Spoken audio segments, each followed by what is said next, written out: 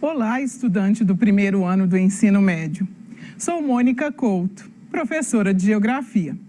Estamos compartilhando desse espaço para que você, no período de isolamento social devido à pandemia do Covid-19, continue no pique dos estudos e não deixe de fazer grandes descobertas desse componente curricular tão importante que é a geografia. Na primeira aula, você se lembra que a gente disse sobre as fontes de energia. Dissemos sobre a conexão energia, desenvolvimento e meio ambiente. Na aula de hoje, a gente vai falar especificamente da matriz energética atual.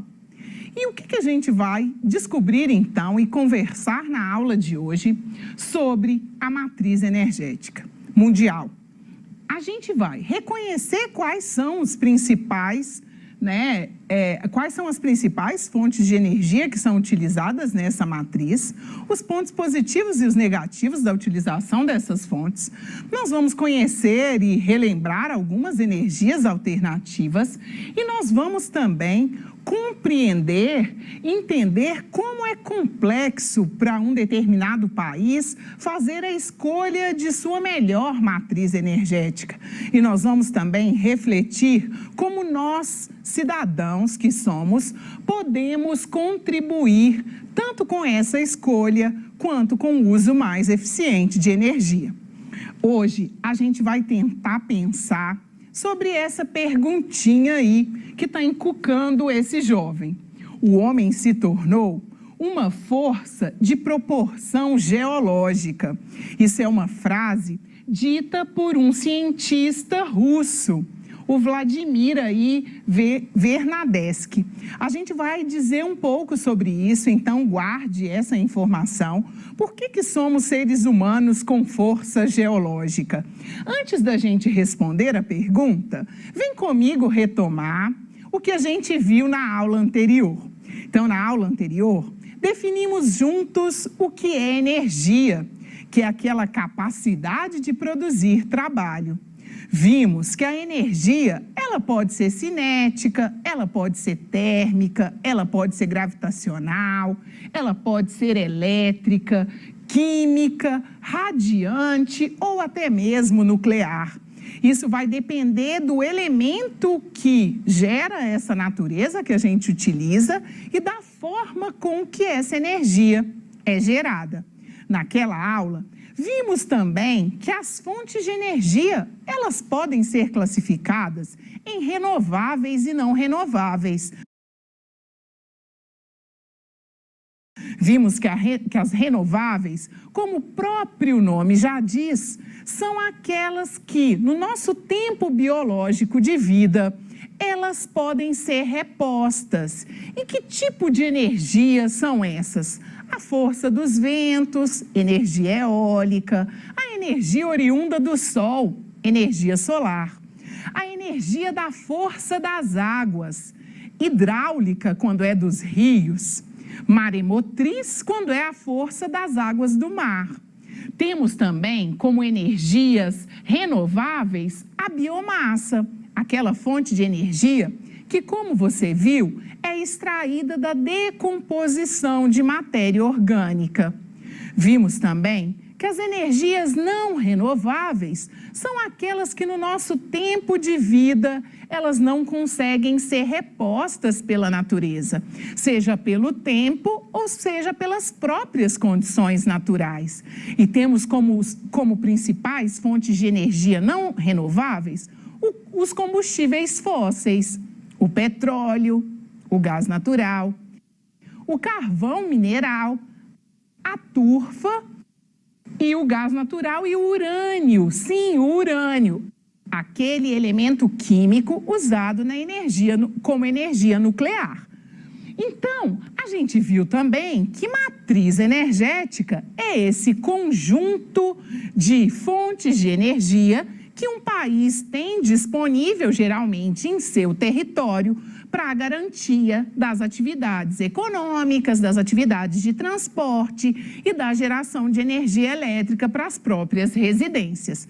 Voltando, então, naquela pergunta, por que o cientista russo disse, então, por que Vladimir disse que nós, seres humanos, somos uma força geológica, estamos com uma força em proporção geológica?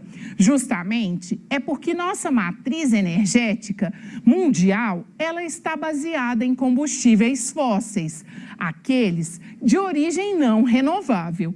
E 7 bilhões de pessoas fazendo uso excessivo desses combustíveis tem levado o planeta a um grande impacto. Então, quando a gente compara a ação dos seres humanos e compara a ação da natureza, e aí na lâmina você percebe, a nossa ação, ela está maior do que todos os elementos naturais, mudando uma paisagem. Por isso, a gente vai ver lá quando estivermos resolvendo a questão do Enem, que há cientistas que acreditam que podíamos dar nome novo a esse período da história da Terra e poderíamos chamá-lo de antropoceno, ou seja, um período onde os seres humanos são aqueles que mais interferem nesse espaço natural. Mas, como a gente sabe, a natureza, ela não suporta, ela vai chegar num período de exaustão, em alguns lugares a gente já observa isso. Logo, é preciso pensarmos como mudar esse quadro. O consumo, então, para a gente retomar a ideia da matriz energética, o consumo de energia no mundo, ele tem como principais fontes os combustíveis fósseis. E aí vai ter destaque o petróleo, já discutimos, né? Além de todos os combustíveis, de todos os seus derivados, o plástico é um que faz a dependência do petróleo na sociedade urbana e industrial ser muito grande.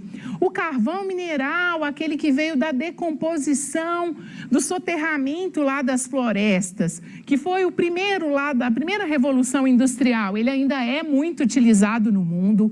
E diga-se de passagem que ele é utilizado principalmente para geração de energia elétrica, porque nos países onde os rios são pouco volumosos ou não são rios de planalto, onde possuem quedas d'água, a energia elétrica é gerada em termoelétricas, ou seja, caldeiras são aquecidas com carvão mineral para que o processo de evaporação da água seja transformado em energia elétrica.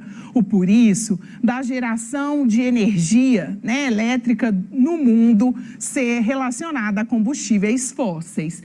Então, temos uma matriz com mais de 80% das suas fontes baseadas em combustíveis fósseis. É claro que isso vai gerar impactos ambientais em diferentes níveis. Que níveis são esses, né? Como esses impactos dessa matriz energética são sentidos, baseado em combustíveis fósseis, são sentidos em diferentes escalas. Então, vamos pensar juntos numa escala local. Na escala local, se a gente pensa uma grande cidade, o excesso de queima de combustível, principalmente pelo transporte, se o seu município é um município onde possui indústrias, a geração daqueles produtos que aquela indústria produz também emite CO2, então a gente vai ter um excesso de poluição do ar. Uma poluição do ar que geralmente vai gerar problemas respiratórios nessa população. Além de gerar uma outra coisa em escala regional.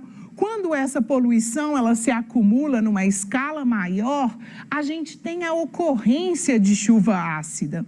E aí, cabe lembrar que toda chuva é ácida, só que o excesso de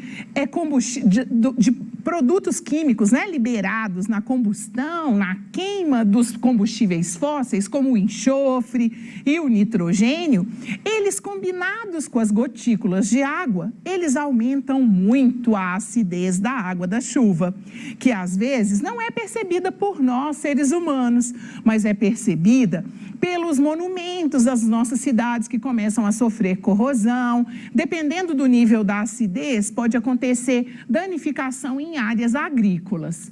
E em escala global, essa intensificação da produção de CO2 e os derivados aí da queima de combustíveis fósseis pode gerar o que a gente chama de aquecimento global. Então, aí na imagem você vê uma terra dentro de um micro-ondas, né? Para a gente fazer essa analogia ao aumento da temperatura.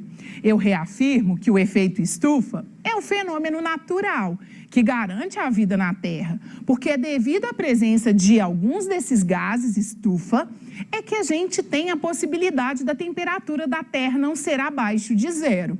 Mas o excesso de poluentes nessa camada retém uma maior quantidade de energia. Logo, a gente começa a sofrer aqueles vários desequilíbrios, enchentes em algumas regiões, secas em outra, calotas polares derretendo, problemas ambientais que a gente tratou na última aula. E como é que a gente calcula, então, essa pegada ecológica humana? Ou seja, como a gente calcula essa marca, esse rastro que nós, seres humanos, estamos deixando nessa natureza, pensando que já estamos com força de transformação parecida em proporções daquelas geradas geologicamente. E aí, eu te convido a conhecer a pegada ecológica. A partir de 1990, pensando os problemas ambientais intensificados e pensando as questões ambientais, o mundo se organiza, os países se organizam e vão dar origem a esse conceito, a pegada ecológica, que considera qual que é a quantidade de recursos naturais ideal que a Terra consegue, o planeta Terra consegue suprir para esses bilhões de pessoas que somos nós. 7 bilhões. Então, a capacidade da Terra é de 1,3 hectares por habitante. Quando a gente pensa a massa hídrica, quando a gente pensa os oceanos, isso aumenta um pouquinho, vai para 1,8. E como é que essa pegada ecológica é calculada? Você pensa a utilização dos recursos, considerando as áreas florestais, considerando as práticas agrícolas, ou seja, o padrão de consumo de uma determinada população, ele é qual? Como que essa população se relaciona? Que tanto ela precisa de áreas agrícolas? Que tanto ela construiu dos espaços das suas cidades? Que tanto ela consome de recursos que vêm das florestas? A madeira, o próprio papel? O quanto ela consome de carne? Quanto a gente precisa de espaço para a criação agropecuária para alimentar essa população? E aí, a gente começa a observar que o problema está aqui, está nesse ponto. Existem países no mundo, nações desenvolvidas, onde a industrialização é muito intensa, que a pegada ecológica já é 3, 4, 5 vezes maior do que a Terra consegue suportar. Então, como a geração de energia, ela contribui para essa pegada ecológica maior do que o planeta pode nos dar de retorno. Então, quando a gente pensa a matriz energética, a gente está dizendo dos combustíveis fósseis. É de lá que a gente extrai os recursos para o transporte, para a produção dos vários bens que a gente faz uso, né? Então, se a gente observa aí no gráfico, eu já estou precisando de mais do que um planeta para conseguir garantir as mesmas condições de vida, ou seja, os mesmos hábitos de vida de algumas pessoas no mundo. E ainda vale ressaltar que as desigualdades, elas são grandes, né? existem muitas pessoas, muitas famílias no mundo que não têm acesso, por exemplo, à energia elétrica. Então, é preciso pensar uma saída para que essa pegada ecológica ela seja uma pegada justa, né? Com o ambiente, mas também com a sociedade como um todo. Então, o uso industrial, do transporte, para a própria manutenção da nossa vida, eletricidade, enfim, nas nossas residências, a gente já faz uso, a média do mundo já é de 2,7 hectares, então, por habitante. Então, muito maior do que a Terra é capaz de suportar. Como é que a gente consegue, então, reverter essa situação? Precisamos buscar iniciativas que façam com que a nossa matriz energética ela se torne uma matriz mais renovável. Algumas saídas são possíveis. Olha aí o nosso ícone da energia eólica. Então, a utilização de energia eólica, onde os países estão na área de convergência dos ventos, né? Porque é possível fazer esse estudo, descobrir onde os ventos são mais intensos, é possível fazer uso da energia eólica, da força dos ventos, para a geração da energia elétrica, por exemplo. Que países têm tentado fazer isso? Estados Unidos, Alemanha, Espanha. E se a gente for ver o potencial de geração de energia, é um potencial semelhante, por exemplo, à nossa hidrelétrica de Itaipu, que usa a força das águas para gerar a energia elétrica que a gente consome no Brasil e no Paraguai, né? Temos uma hidrelétrica multinacional aí, parte no Brasil, parte no Paraguai. Uma outra condição para reverter esse quadro é o uso da energia solar, que vem sendo bastante disseminado e utilizado na China e na Índia, né? São países que estão fazendo uso dessa energia solar. Uma energia que é cara na hora de implantar, mas é uma energia que se torna barata, limpa e viável ao longo do tempo. A investir em biocombustível, o Brasil aí sai na frente, né, pensando o etanol, temos aí os nossos carros flex, né, álcool e gasolina. Agora, como é difícil fazer as escolhas, alguns países muito pequenos ainda lançam mão de combustíveis não renováveis, como é o caso do Japão. Devido à sua dimensão territorial, ainda é utilizada a energia nuclear, que por mais que tenham muitos pontos negativos, é a que gera o maior volume de energia, tendo a condição de população e de território que o país apresenta. Então, para reduzir a sua pegada ecológica, eu te convido a ser um consumidor mais consciente. Então, pense sempre antes de comprar algum produto, eu preciso mesmo? Qual é a origem desse produto? Opte por participar de feiras de troca. Podemos trocar livros, podemos trocar roupas que de repente para nós não fazem mais sentido, podemos trocar jogos, livros, enfim, opte por fazer trocas ao invés de comprar. Reduza sempre o seu consumo e reutilize e recicle sempre. Agora, para a gente pensar como o Enem, para você que é estudante do primeiro ano do ensino médio e já está, né, no seu horizonte o Enem, como é que o Enem tem cobrado, então, essa questão de pegada ecológica e de energia? Em 2019, ele trouxe essa questão, né, na área de ciências humanas, dizendo sobre a pegada ecológica e discutindo um pouco daquilo que a gente já falou, né? Há uma possibilidade da gente estar num novo período geológico, o antropoceno.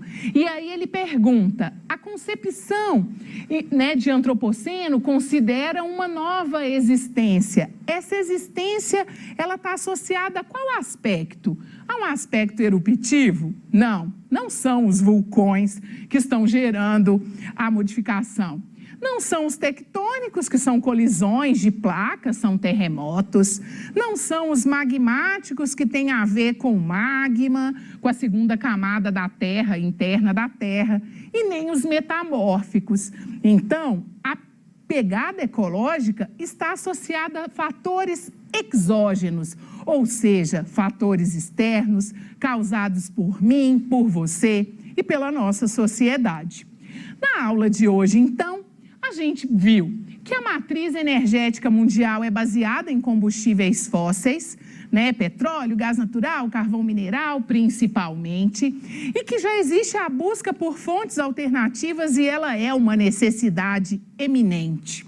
A gente viu que a ação humana no planeta, ela precisa ser repensada, pois estamos atuando no planeta em proporções geológicas, ou seja, estamos com um poder de transformação tão intenso que estamos atuando de forma semelhante aos fenômenos naturais causados por vento, água, tremor de terra. E você, enquanto cidadão, junto comigo, tem o compromisso de auxiliar num consumo mais consciente de energia. E eu espero poder contar com você. Então, se liga, porque juntos podemos salvar o planeta. Até a próxima aula!